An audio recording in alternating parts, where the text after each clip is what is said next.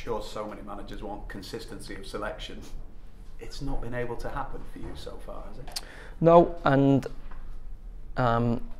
you sometimes think, is management always like this? Because don't forget, this is the early onset of my managerial career. You kind of think, is this?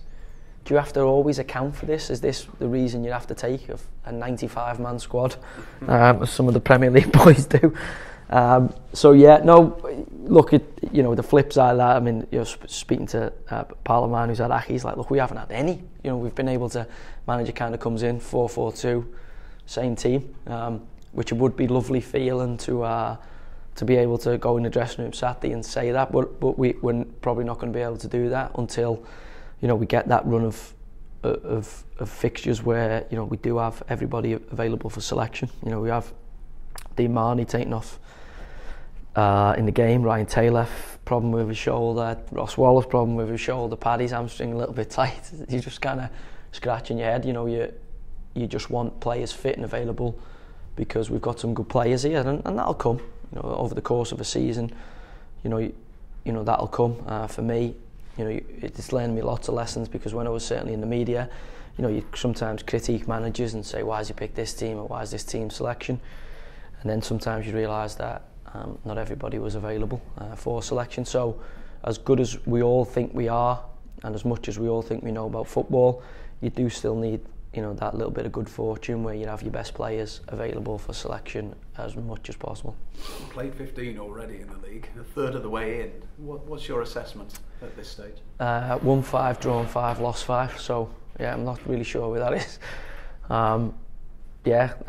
We got, we've played everybody virtually in the top, half of the table.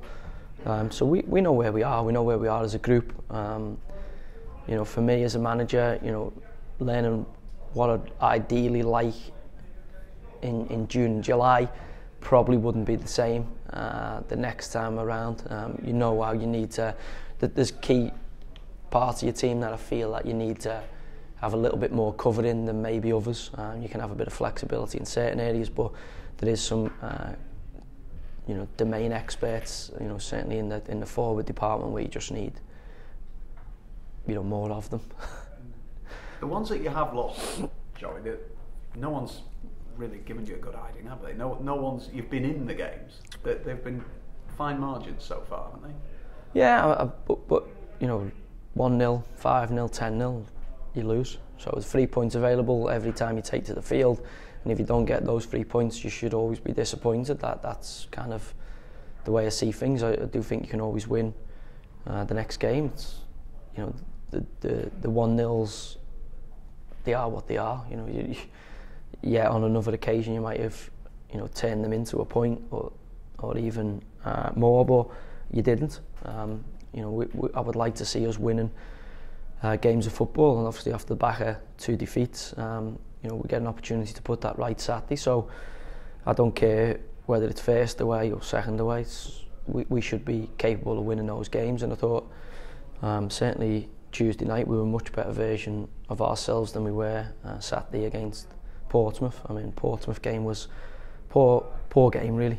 Spoilt by both sides. Just never let each other get in the flow, and it was decided, like most chess matches are, with one mistake or a set play. And the difficulty for us is we conceded another set play Tuesday, but I thought we created more opportunities to get ourselves in the ascendancy Tuesday night, and I think this is that kind of league. If you can get that first goal, it tends to lead to lots of positivity, and we've been quite good at that. But again, what we haven't been superb at is making sure that we are more consistent, and that's the challenge for us. We've got to make sure that the team, as I say, that the league record, won 5, drawn 5, lost 5, says we are a little bit inconsistent at this moment in time. So the key for us is finding that consistency, and I do think that does come from a settled team. Whilst I'm aware that we haven't had that, I'd be really intrigued to see how many times we've been able to pick. I think it's twice, 2 games this season where we've basically been the same team consecutively. So that will come. because there's no way this spate of injuries can continue. It's just not. It's not plausible. You mentioned those goals that have gone in against you in the last 2 away games. Do they make it more frustrating almost that you've not looked back at the goals and gone, wow, he hit that. That's a great goal. You look at it and think that could be avoided. Yeah, set plays. You always, you have to give the opposition credit. They're obviously working on things during the week, and certainly Peterborough are very much a side that relish the kind of the set play of part of football, and you have to give them credit for that. We want to be better at it, and you're trying to get better on a daily basis.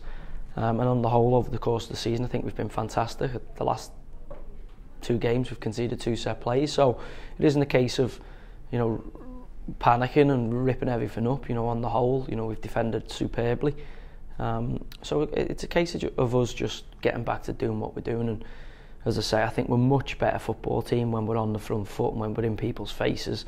And when the game turns into, as it did on an element of the game Tuesday night, a little bit basketball, I think we have a great flow and a great rhythm to our team, certainly with the assets we have in key parts of the pitch. So the more we can do that, the better. But obviously, the personnel, I said to Paddy and Ched the other day, you're not getting on, just not like each other, because it seems to be one fit and the other one's out, and then the other one's back and the other one's out. But I thought, after getting taken off as a substitute against Shrewsbury, I thought Chris Long had a real good impact, the impact I know he can make on the team when he came into the pitch Tuesday night. So, when we look at it, we only really have 3 strikers. They're the only 3 recognised strikers in the building. I think in January, we need to look into that. We need to, because there's many managers I've worked for and played with in the past have kind of gone with 6 strikers, and I always thought, why do you need 6 strikers? What's the thought process behind that? But because it's such a high tariff part of the pitch, because those players, when they get in goal scoring streaks, can be worth the weight in gold.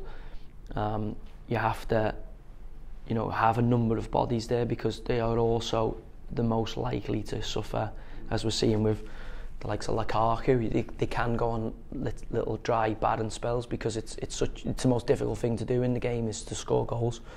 So you want to have an insulation in terms of your squad to protect yourself when maybe a striker picks up an injury, or maybe a striker picks up a little bit of a dip in form, that you do have players there ready to firstly drive the competition within that group, but also be ready to come in and chip their ability into your team when maybe somebody else is struggling a little bit. Just putting the injuries to one side, Joey, are there some players in this squad who you look at and think, yeah, they're a pick, they're an automatic pick? Are there others that you're looking at going, go on, give me a problem? You've not given me enough of a problem yet to leave you out. Yeah, and that's every football team, as I say, up and down the country. I mean, we're starting to realise, real solid pillars of your team. You'd want to have at least 10 like that. That's always a good side when you know it before the game's even kicked off. You look at any of the top sides now, you can probably hang your hat on 8, 9 players. So for us, why we'd be wrong not to want to do that ourselves. But also, there is certain parts of the pitch where there is players who are. It is a streaky part of the pitch. Sometimes, certainly in the attacking part of the pitch, the game offers you different things. So there might be games that are for certain players but aren't for other players. And I think that's where your little bit of fluctuation would come from. But you do want, you always want the spine of your team. It's not rocket science to know that your spine of your team needs to be settled. Goalkeeper, centre half, centre mid, centre forward. I think if you know the spine of your team, then usually, if you get them fit and playing on a regular basis, you get what you're putting in on the training ground. Should be a really busy Highbury this Saturday afternoon. Something the players should really be relishing. Yeah, I mean, my first experience of this derby, played in many others over the years, but really looking forward to it. Local bragging rights, all the kind of things that go into it. It's just, I suppose, a huge tip of the cap to Fleetwood Town and where they've come in the last decade, and also probably on the flip side it had a huge disappointment for the Blackpool fans and that club in terms of, you know, I remember playing against Blackpool in the Premier League not so long ago. So look, we meet Saturday as on equal terms. You know, I'm looking forward to the contest. So should everybody else in this football club. Would the goals against columns for both suggest this is going to be tight? Yeah, I don't know. It's a derby, isn't it? So who knows what you'd expect. I always find derbies, sometimes you think they're going to be tight, cagey affairs, and it ends up being a blowout one way or the other. Other times you think one side's going to batter the other, and they end up getting a shock. So look, it's a derby Saturday. The players will be aware of that because there'll be an atmosphere in the stadium, and they'll have had the build up certainly in the last few days towards it. And yeah, it usually comes down to who manages the occasion better, and also who takes the opportunities. Just a final one from me. What's the most ferocious of the derbies that you've played in? And you've played in some pretty ferocious ones. Yeah, again, they all have the idiosyncrasies. They all have their own little things that are different. I mean, you know, played in Manchester derbies, played in one Glasgow derby, which was certainly hostile. Marseille PSG, massive game. Newcastle Sunderland, very, very intense. Burnley Blackburn was surprisingly spicy as well. So yeah, look, it is what it is. You know, QPR Chelsea as well. How about that one? QPR Fulham.